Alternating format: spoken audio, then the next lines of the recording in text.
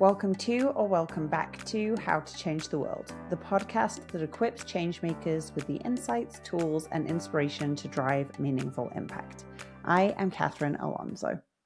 If you've been listening to How to Change the World for a while, you know that so many of the conversations that we have on this podcast are about taking on challenges that feel really big. And for me, one of those issues has always been immigration.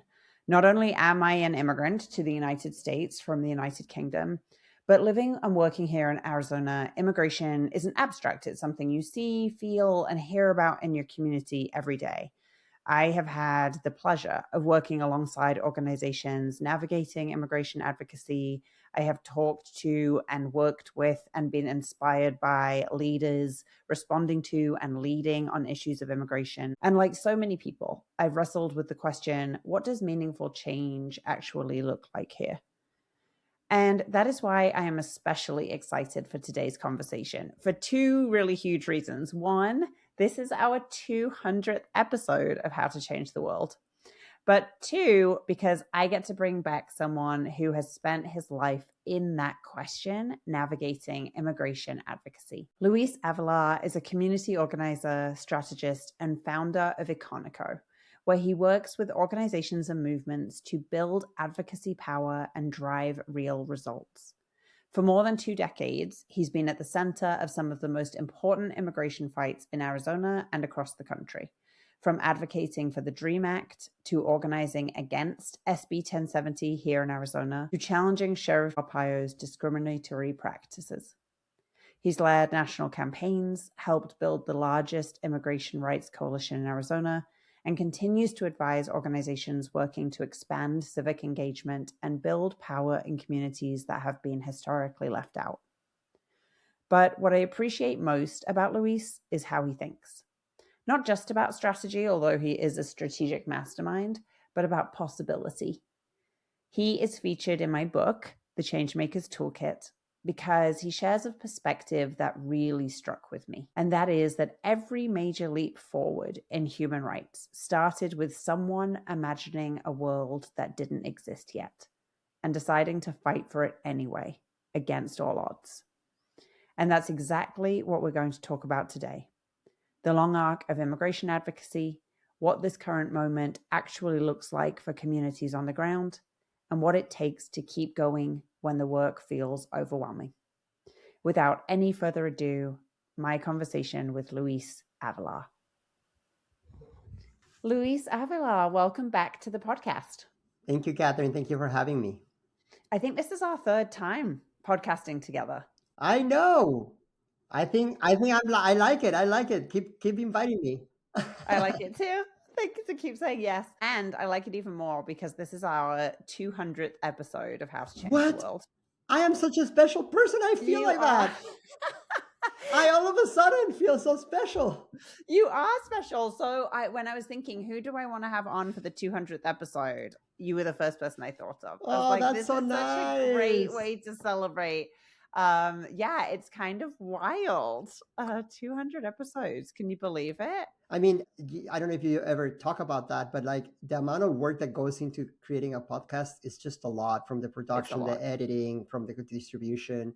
So 200 episodes of doing that just speaks to the stamina and the commitment you have. So congratulations. That's pretty amazing. Thank you.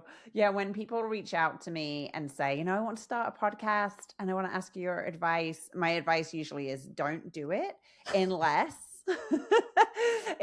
you have to be very, very, very, very clear that the time and energy that goes into it is going to be worth it. And be clear about what you get out of it. For us, it's so fun for me to be able to highlight changemakers. And I wouldn't change it. I'm so glad that we have this podcast. I'm so grateful for it. But it's such a saturated market now that you really, really have to be very clear on what the value proposition is. But anyway, I digress. But thank you so much for being here for our 200th episode. So to start off with, Luis, I want to talk a little bit about celebration, because I think we're celebrating our 200th episode. It is important to celebrate. So I'm curious, in your work in community organizing, everything. How do you think about milestones like anniversaries and deadlines? Are Mm. you good at celebrating wins along the way, or are you sometimes guilty of being like on to the next? That's such a good question. I actually want to start by saying congratulations to you because your book came out. And it's such a big deal. I know it's such a big accomplishment. The amount of work it takes to write, the amount of time that you spend in front of a screen and the screen of a keyboard is just a lot. And I know you how intentional you are. You put a lot of time into it. So I just want to say congratulations. It's a big milestone. Thank you. Yeah, Thank you yeah. so much. And you not only kindly endorsed the book, but you're also in the book. So people should definitely run out and read the book so you can read more about Check it Luis's out. amazing Check it work. out. Check the book. I'll tell you, Catherine, that I think that's a really good question. I would say that I probably do both. I tell you that probably at an earlier time in my career, I spent less time in the relishing of the accomplishments because I was always running, right? I remember a friend of mine once asked me, "Why are you moving so fast? Like, where are you running away from?" And it was true. I always had my hands in a thousand things, and in some ways was so stretched that I don't think I never had the time to actually, stop and celebrate. But not celebrate to like kind of like tap my back and boost my ego, but celebrate to also notice other people's accomplishments and achievements and notice other people's efforts. And I think that there's something lost in the generosity of stopping and marking a milestone that it's really comes with time and maturity, I think, and that I've learned to do more of that, right? So I celebrate small wins. Like last week, we had a meeting with a group of resident leaders that we're organizing with, and I spent some time celebrating the organizer who brought them up and trained them and work and collaborated with them. So those small kind of wins that also show the type of work that is being done for people to notice it.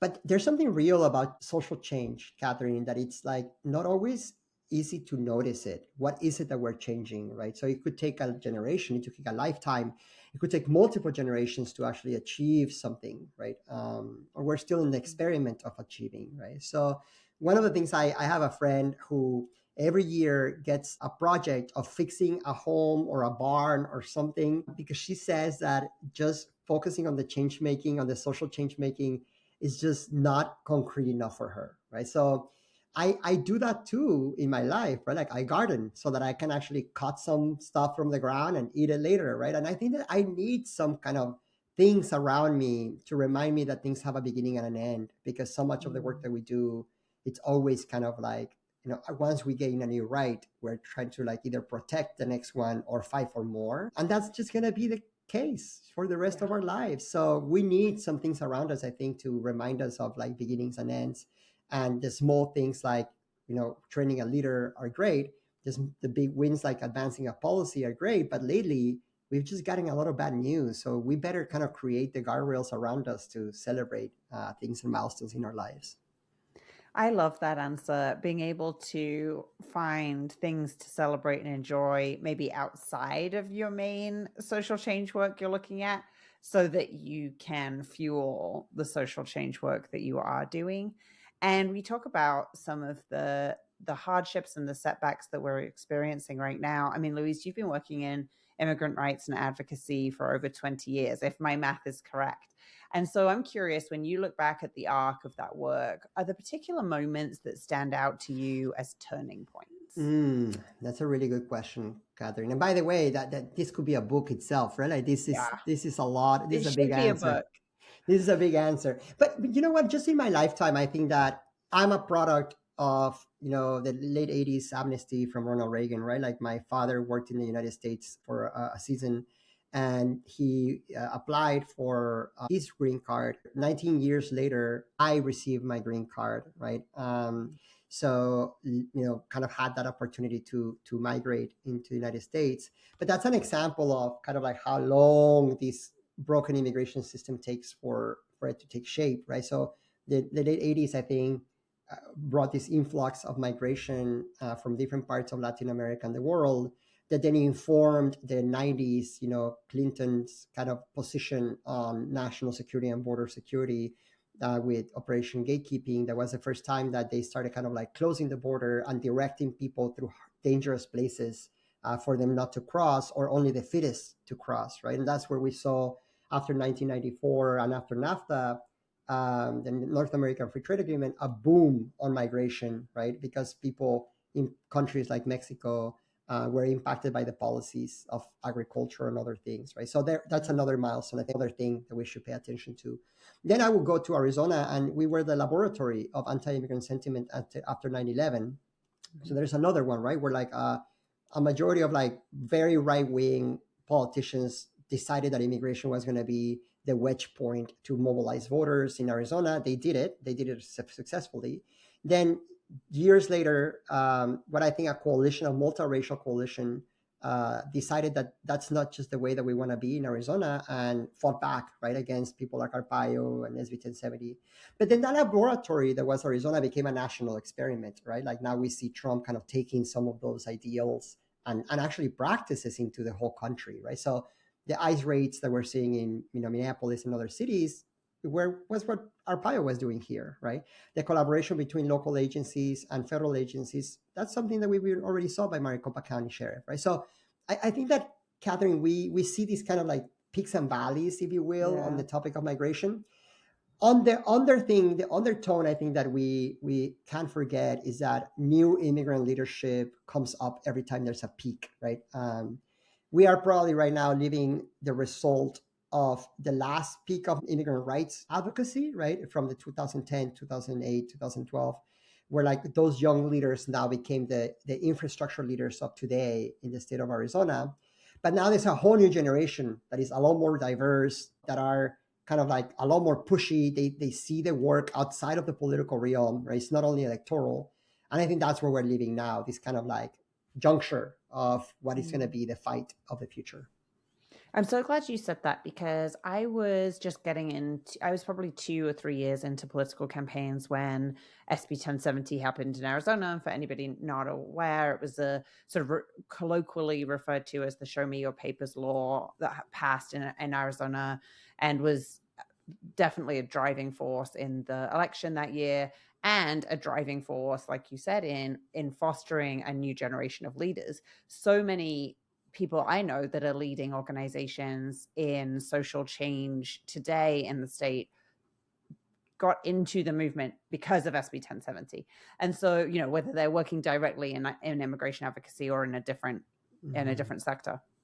And so I think it's really easy to miss that when we're in crisis, the leaders that are born from it. So I'm really glad that you highlighted that.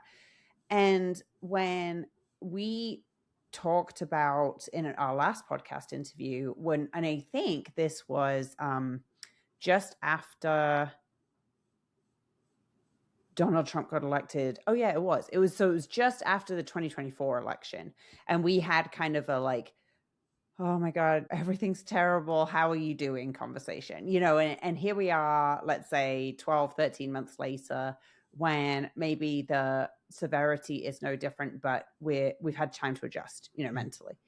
And one of the things we talked about, and this is what's in the book, is you talked about the power of having a vision for a better world. And one of the examples you shared in that podcast and highlighted in the book is that you use with your clients, that you evoke Harriet Tubman during slavery, and she didn't settle for the status quo. She was like, no, we can do things better. There can be a different world.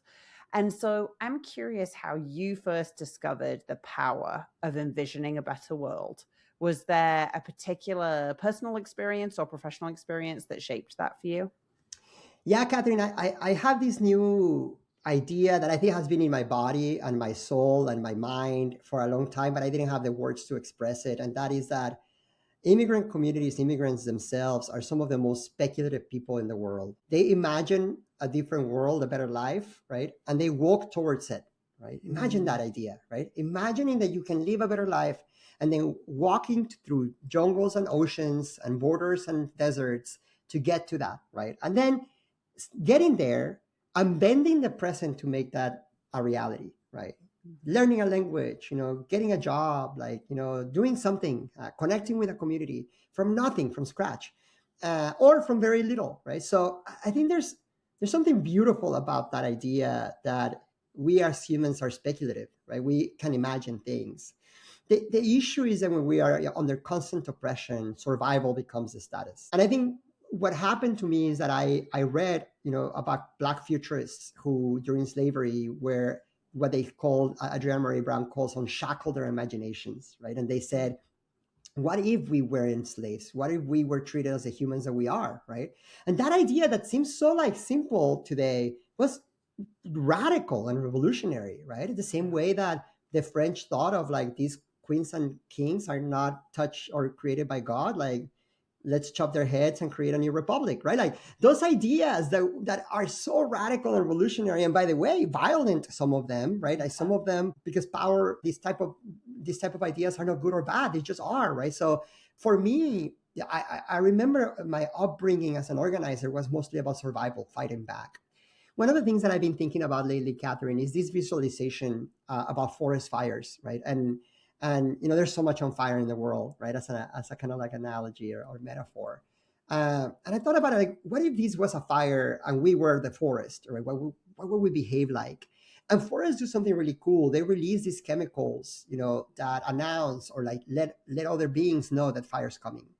And they've evolved to do that, right? And the same ways that we do now with whistles in neighborhoods, right? Mm-hmm. Or text trees to tell people that they're seeing someone, or a TikTok message that says, don't go to this area. That kind of like way that forest fires announce and communicate, we're doing it too. Wow. But also forest fires, trunks are getting thicker because they are protecting themselves from fires as they evolve.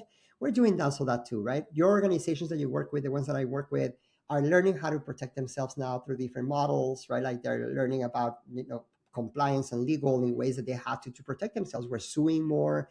We're like uniting with organizations. We would never do that to like fight back against the tyranny of the administration.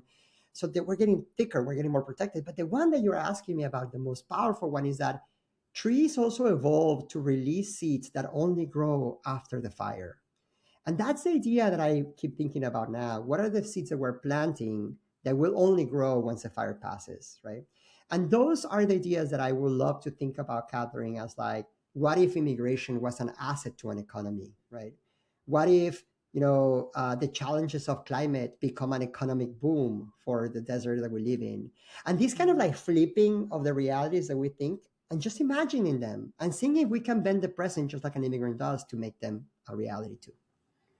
I love that so much. And when you're thinking about imagining, envisioning a better world, what do you think are some of the barriers people face? Like, why is that such a difficult thing to do?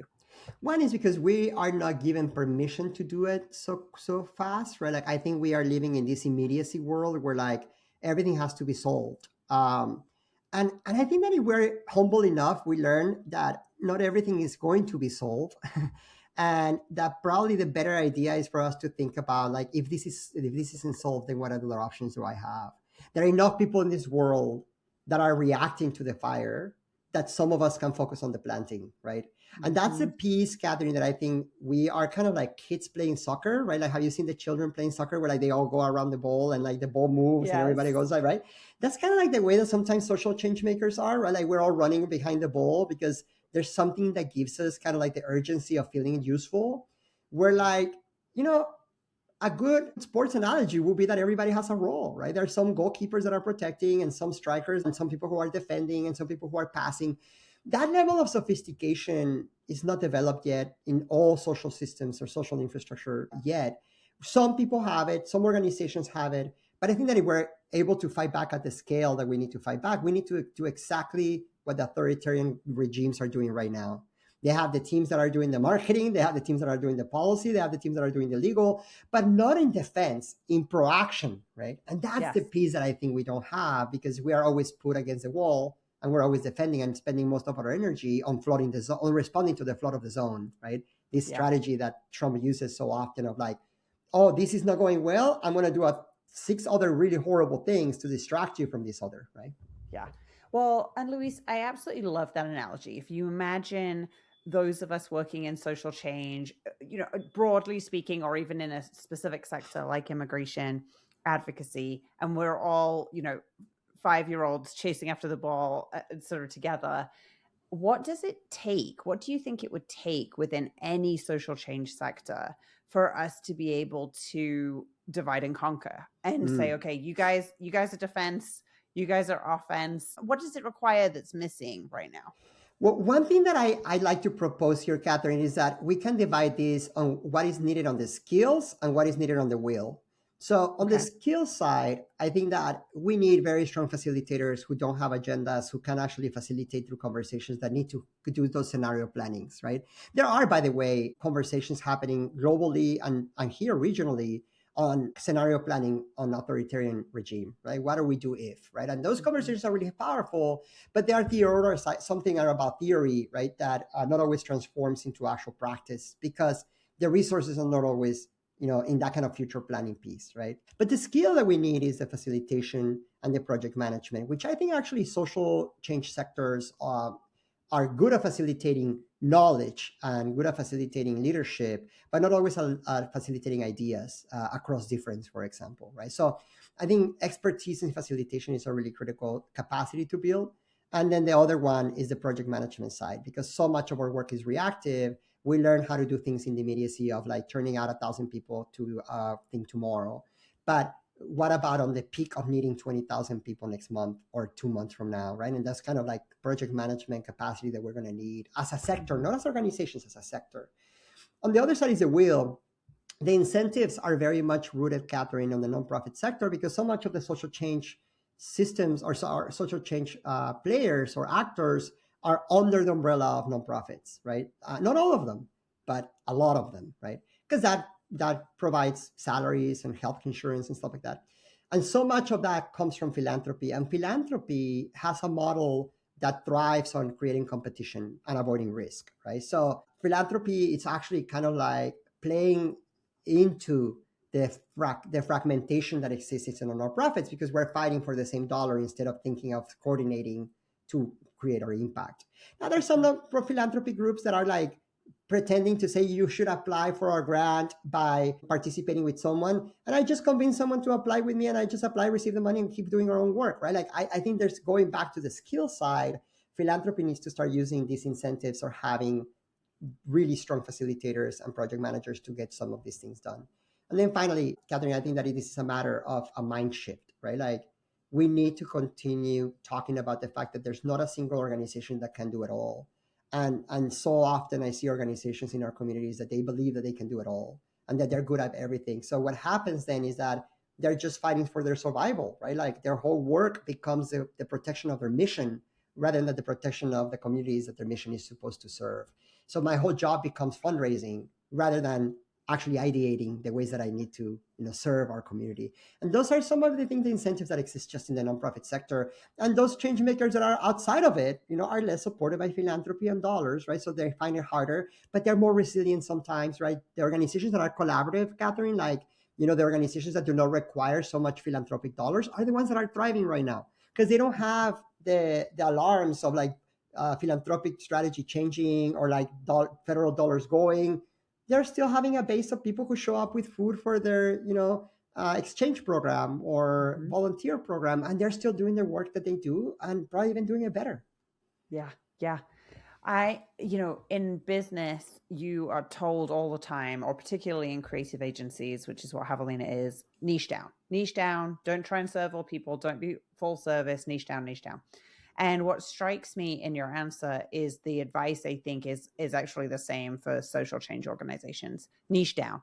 Figure out who do you serve, what is it specifically you do, what angle of the problem are you serving, and stay there. Don't try and be all things. And if there is another aspect of your problem that needs to be tackled so that you can be effective, build a partnership. Build a partnership with someone else doing that work. And I think that like niche down would be such a good slogan for for-profit and non-profit change makers alike. That's really smart. I also think, Catherine, that there's something about the embodiment of that you're making me think about, like taking the space, right, as an organization, taking the space that you own, but don't like make the space for others to also come in, right? Like and create the collaboration that you are talking about, but also being so rooted in what you know and you believe. If you believe that you need to do something else, it should help you advance the thing you already do, right? and not do others. And I facilitate with organizations like you do too, that they all of a sudden want to be a tech company, right? When like they've been doing something so well for 20 years, the community trusts them, and they might lose their whole strategy and support of the community because they want to try this new thing. Sometimes I tell them, if you want to try it, pilot it with 10% of your budget. You can pilot things, but you don't have to shift the whole thing. Yes. I love the word pilot. I have found that if you want to introduce something new, you must absolutely call it a pilot, because then if you take it away, no one gets upset.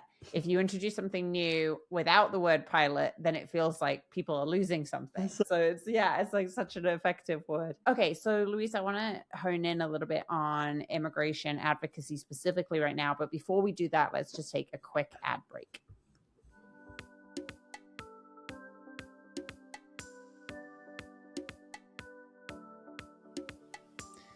The world can feel so overwhelming right now, and that it is impossible to make a difference. I wrote the Changemakers Toolkit for anyone who wants to build a kinder, more equitable world, but isn't sure where to start or how to keep going.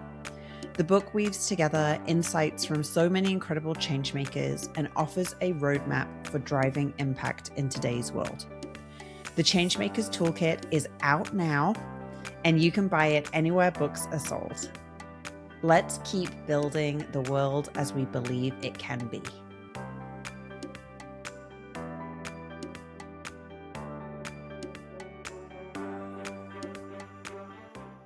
Okay, so you have spent decades organizing in immigrant communities, Luis. How would you describe the current moment for us, for immigrant families themselves and for the advocates who are working alongside them? Yeah, I think there are a couple of things, Catherine, that I would say to answer this question. The first one is that the immigrant rights movement was captured by the political parties. And what I mean by that is the response to immigrant communities and mixed status families as a way to gain their rights became, winning elections, specifically electing Democrats. And what I think that did is that we created a kept electorate, right? What I mean by that is like an electorate that either party could use as guinea pigs or as ping pong to discuss policies that did never happen, right? One example of this is that the way that I got involved in immigration is that I got involved in the introduction of the DREAM Act back in 2001. We are 25 years later, Catherine, and we haven't been able to pass a piece of legislation that it's 86% of approval by US citizens, that has bipartisan support across the board. Businesses, corporations, everybody loves it. The reason why we haven't is because if Republicans give in and give it, they lose some of their base kind of demands on an anti-immigration policy agenda. And if Democrats give in, then they lose the leverage that they've been using for decades on like vote for us and we'll deliver. So the truth is that we became, we were kidnapped by both parties for their political advancement. And we fell for it because the money that came to our nonprofits was so much rooted in political money. So the money that organizations that were immigrant rights rooted, not all of them, but a lot of them were using was money that was coming in big quantities to get people elected, Democrats elected in particular, or defeating Republicans.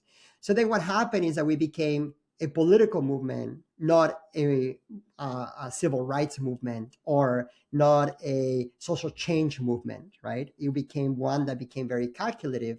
We need to elect these senators, so we have these many seats at the federal government.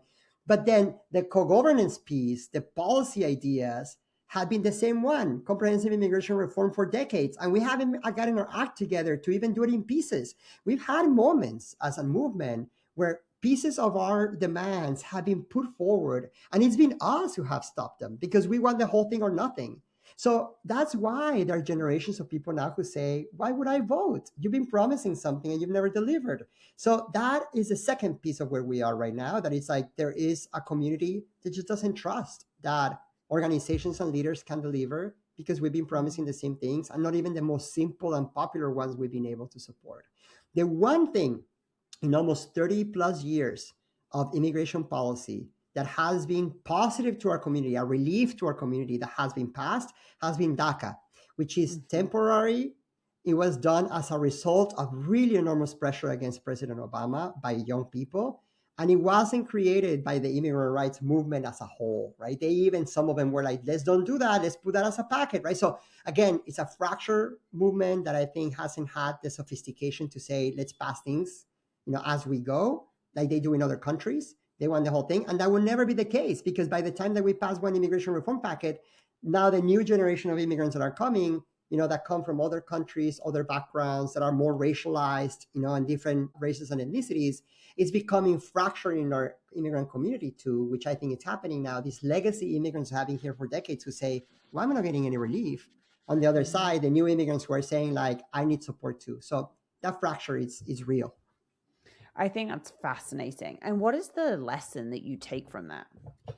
One is that as social change makers, we should always be suspicious of electoral strategies as a result of our oil problem, right? We should have a more comprehensive view, including the development of local policies, right? Phoenix is an example of that. We have a majority Democratic city council, yet, we are seeing some practices by the, city of Phoenix that are not representative of the immigrant rights movement that help elect some of them, right? The state legislature, right? We have Republicans who stand with us, yet we haven't been able to go across the aisle and pass on immigration issues that are important. One example of that is, the in-state tuition proposition that passed a few years ago.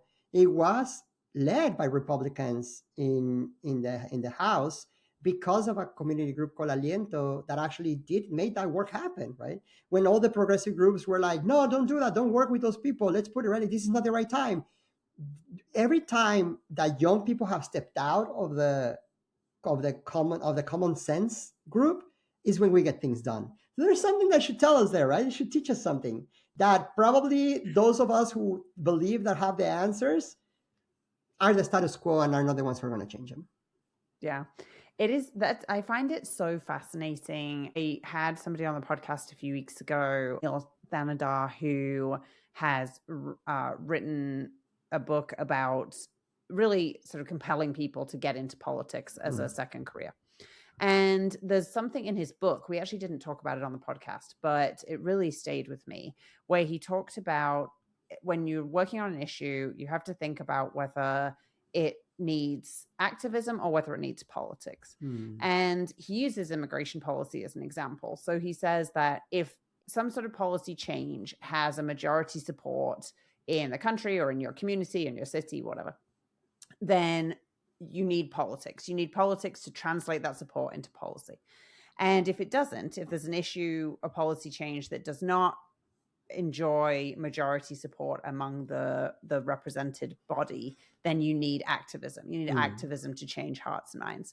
And he really frames immigration policy as we need activism around immigration. We need to really, it's not a thing that we should be engaging with politics to fix, because the broad consensus of opinion around what we should do doesn't exist. And I think, he just uses immigration policy as an example, but you can apply it to a lot of different things. And I really liked that framing, and thinking one of the things that often frustrates me around engagement with immigration as an issue is we seem to leave people's humanity at the door.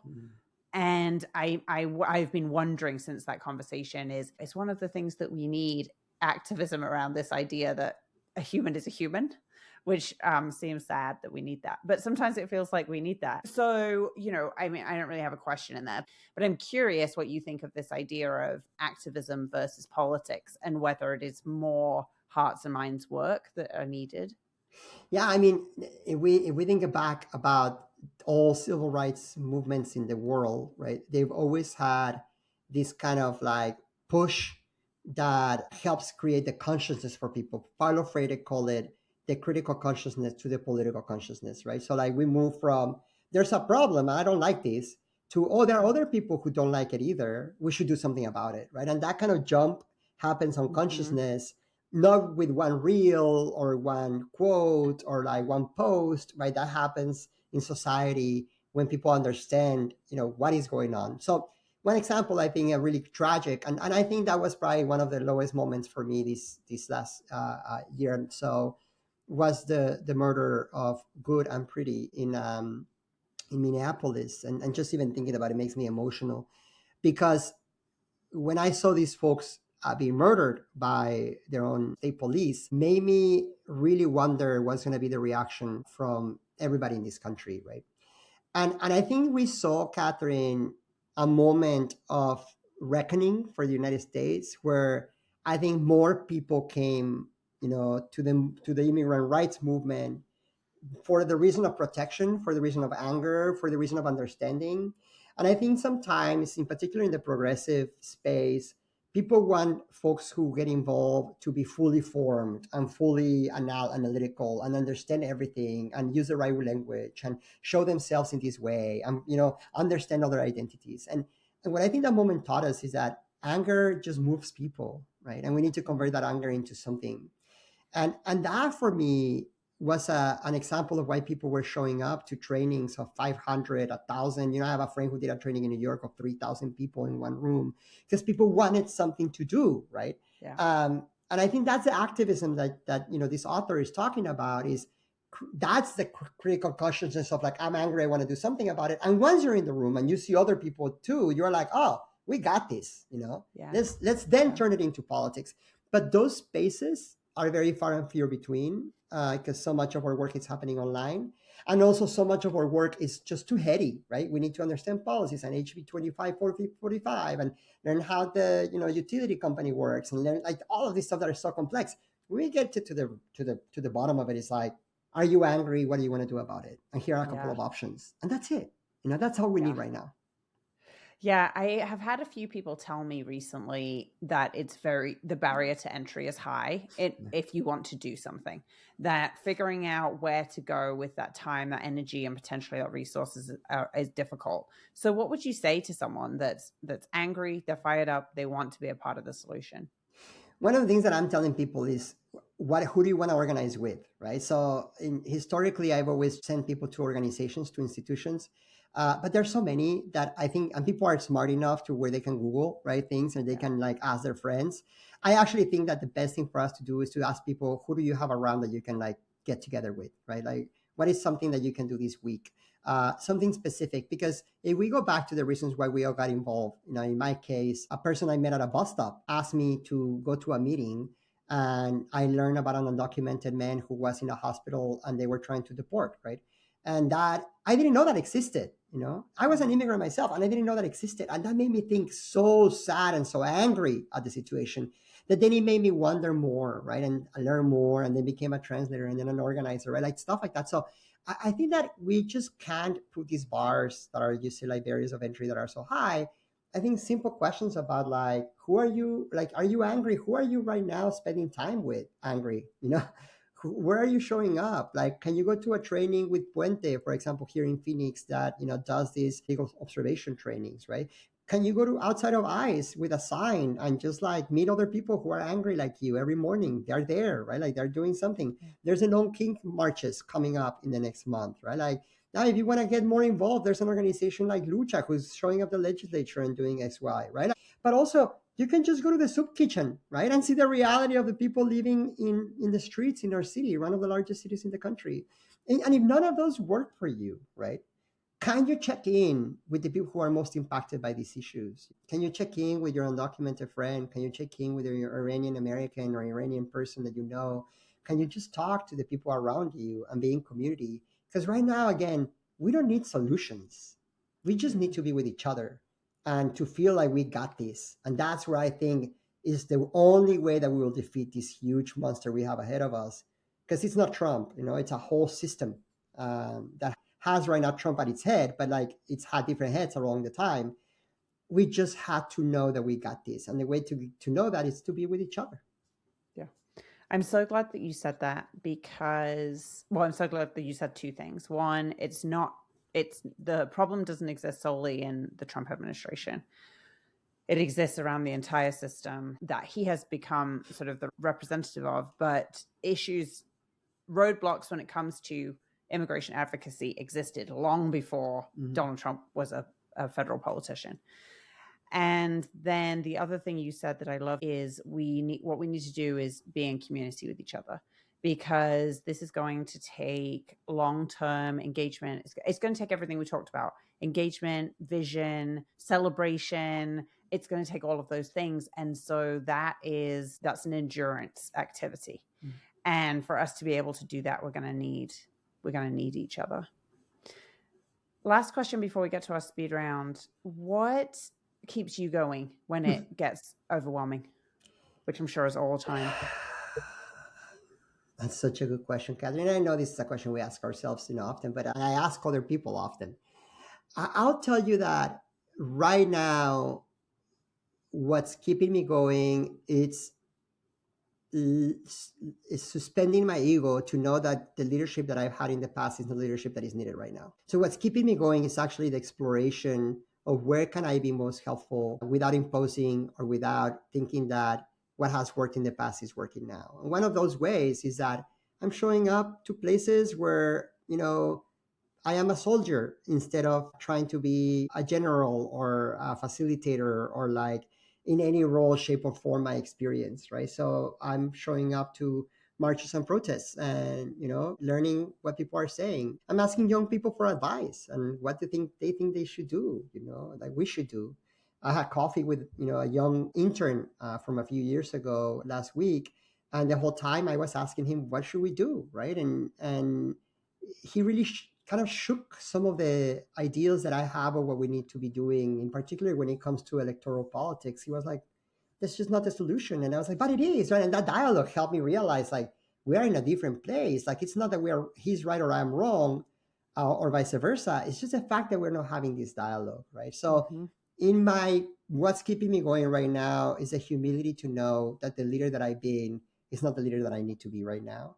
And really trying to figure out what it means, and being supportive of other leaders, right? Like I am having calls almost on a daily basis with organizers and lead organizers of organizations, coaching them to creating of plans, but not telling them what to do, right? Like they have experience. And I think that's something that I'm shifting in my moment, right? And I think that if we all had the self-awareness to say, like, what's needed right now, that's not what I need, but what's needed right now might be a good way for us to keep going, because the suffering that I'm seeing, it's actually trying to tell me not to keep going.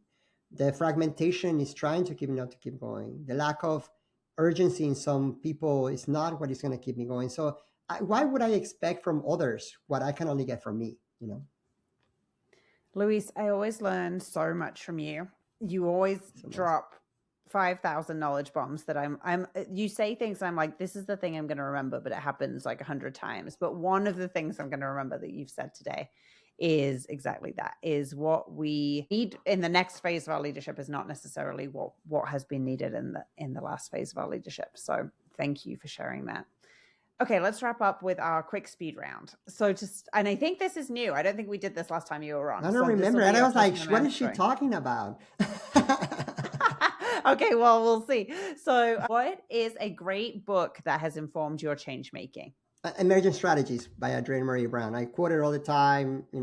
I think about it really at the end of it, what it says is that the best algorithm in this world is the natural world. Like it adapts, it changes, it stays alive. How do we learn from it? And that's why this forest fire is an example, is because I keep thinking about how does the world adapt, right? In a way that we need to do that too. I love it. Who is one change maker that inspires you? Many, many people, but one is Roberto Reveles, this 90-something-year-old man here in Arizona who has been fighting the fight, shows up every week to the county supervisors meeting and speaks on behalf of our community, columns for the newspaper. And more than anything, what I am always thinking is like, how is he still thinking about social change at that age? Like, why hasn't he just said, like, I'm going to do gardening and hang out with my grandchildren, and continues to show up in ways that are inspiring for me? So that's what I would say today. I love it. What is a daily habit that keeps you grounded? Centering. So I'm a somatics practitioner and somatics coach, Catherine. And one of the things that I do throughout the day is centering. I have this kind of saying of like, am I taking the space on my sides? Am I deep enough, right? Am I dignified? Do I feel that right now in my body? So I do that throughout the day when I feel like I am, changing my body in a way that it's not already representative of the person I want to be. So I am checking on my how dignified I am, how wide I am, how deep I am on an ongoing basis. I love it. And if you had to describe change making in one word, what would it be? Adaptation. Ooh, good one. Lastly, Luis, how can listeners connect with you? Well, one way you can go to iconico.io, which is the website for my company. If you're reading Spanish, I do a newsletter called Bella Práctica, where I practice writing, everything from essays to short stories and poetry. And you can find me on social media, Luis Ávila, PHX, like Phoenix. Wonderful. Luis, thank you so much for this inspiring conversation. You have given me hope, and I know that you'll have provided not only hope, but really tangible things that people can do for anybody listening. And for that, I am incredibly grateful. Thank you. Thank you, Catherine, for this space. Congratulations on your book again, and I can't wait to see you in person soon. Like I told Luis, I got so much out of our conversation. I always do. And I took so many notes. When I think about the idea that I'm going to carry with me the most, it may be the idea that in this work, sometimes we have to be defensive and responding to crisis and coming up with strategies to defend against the next attack on our work, and envisioning and imagining what is possible and all of the good things that can come out of that is also essential. And we must make sure both are happening. And so maybe it's that you are leading one and someone else in your sector is leading another.